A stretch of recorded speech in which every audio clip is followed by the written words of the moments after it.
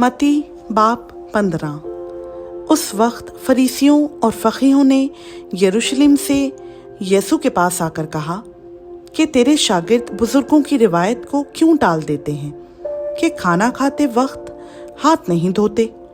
उसने जवाब में उनसे कहा कि तुम अपनी रिवायत से खुदा का हुक्म क्यों टाल देते हो, क्योंकि खुदा ने फरमाया है, तू अपने बाप की और अपनी माँ की इज्जत करना, और जो बाप या माँ को बुरा कहे वो ज़रूर जान से मारा जाए।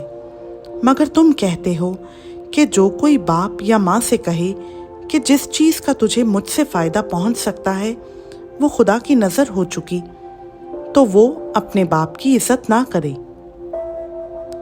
बस तुमने अपनी रिवायत से खुदा का कलाम बातिल कर दिया। ऐ रियाकारो, यसाया ने तुम्हारे हक़ में क्या खूब नबूवत की कि ये उम्मत ज़ुबान से तो मेरी इज्जत करती है, मगर इनका दिल मुझसे दूर है, और ये बेफ़ायदा मेरी प्रस्तिश करते हैं, क्योंकि इंसानी अहकाम की तालीम देते हैं। फिर उसने लोगों को पास बुलाकर उनसे कहा कि सुनो और समझो, जो चीज़ मुंह में जाती है वो आदमी को नापाक नहीं करती, मगर जो मुंह से निकलती है वही आदमी को नापाक करती है। इस पर शागिर्दों ने उसके पास आकर कहा, क्या तू जानता है कि फरीसियों ने ये बात सुनकर ठोकर खाई। उसने जवाब में कहा, जो पौधा मेरे आसमानी बाप ने नहीं लगाया जड़ से उखाड़ा जाएगा। उन्हें छोड़ दो, वो अंधे राह बताने वाले हैं, और अगर अंधे को अंधा राह बताएगा तो दोनों गड्ढे में गिरेंगे। पतरस ने जवाब में उससे कहा, ये तमसील हमें समझा दे। उसने कहा, क्या तुम भी अब तक बेसमझ हो? क्या नहीं समझते कि जो कुछ मुंह में जाता है वो पेट में पड़ता और मसबला में फेंका जाता है, मगर जो बातें मुंह से निकलती हैं वो दिल से निकलती हैं, और वही आदमी को नापाक करती हैं। क्योंकि बुरे ख्याल, खूनरेज़ियाँ, ज़िनाकारियाँ, हरामकारियाँ, चोरियाँ, झूठी गवाहियाँ, बदगोइयाँ दिल ही से निकलती हैं।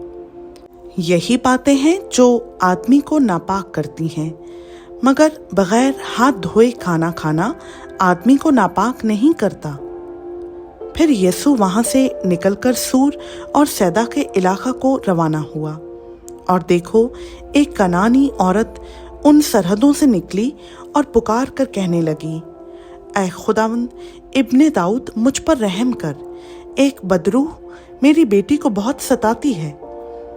मगर उसने उसे कुछ जवाब ना दिया, और उसके शागिर्दों ने पास आकर उससे ये अर्ज़ की कि उसे रुखसत कर दे, क्योंकि वो हमारे पीछे चिल्लाती है। उसने जवाब में कहा कि मैं इस्राएल के घराने की खोई हुई भेड़ों के सिवा और किसी के पास नहीं भेजा गया। मगर उसने आकर उसे सजदा किया और कहा, ऐ खुदावंद मेरी मदद कर। उसने जवाब में कहा, लड़कों की रोटी लेकर कुत्तों को डाल देना अच्छा नहीं।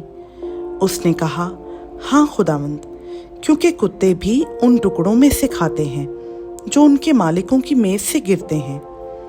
इस पर यीशु ने जवाब में उससे कहा, ऐ औरत, तेरा ईमान बहुत बड़ा है, जैसा तू चाहती है तेरे लिए वैसा ही हो। और उसकी बेटी ने उसी घड़ी शिफा पाई। फिर यीशु वहाँ से चलकर गलील की झील के नज़दीक आया और पहाड़ पर चढ़कर वहीं बैठ गया, और एक बड़ी भीड़ लंगड़ों, अंधों, गूंगों, टुंडों और बहुत से और बीमारों को अपने साथ लेकर उसके पास आई, और उनको उसके पाँव में डाल दिया, और उसने उन्हें अच्छा कर दिया। चुनाचा जब लोगों ने देखा कि गूंगे बोलते, टुंडे तंदुरुस्त होते, और लंगड़े चलते फिरते और अंधे देखते हैं, तो ताज्जुब किया और इस्राएल के खुदा की तमजीद की। और यीशु ने अपने शागिर्दों को पास बुलाकर कहा, मुझे इस भीड़ पर तरस आता है, क्योंकि ये लोग 3 दिन से बराबर मेरे साथ हैं, और उनके पास खाने को कुछ नहीं, और मैं उनको भूखा रुखसत करना नहीं चाहता। कहीं ऐसा ना हो कि राह में थक कर रह जाएं। शागिर्दों ने उससे कहा, बियाबान में हम इतनी रोटियां कहाँ से लाएं कि ऐसी बड़ी भीड़ को सेध करें। यीशु ने उनसे कहा, तुम्हारे पास कितनी रोटियां हैं? उन्होंने कहा, 7 और थोड़ी सी छोटी मछलियां हैं।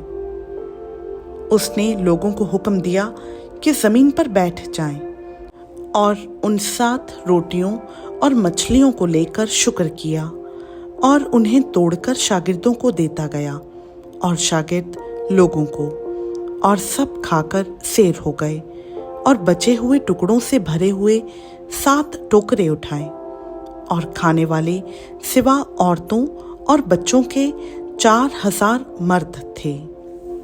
फिर वो भीड़ को रुखसत करके कश्ती में सवार हुआ और मगदन की सरहदों में आ गया।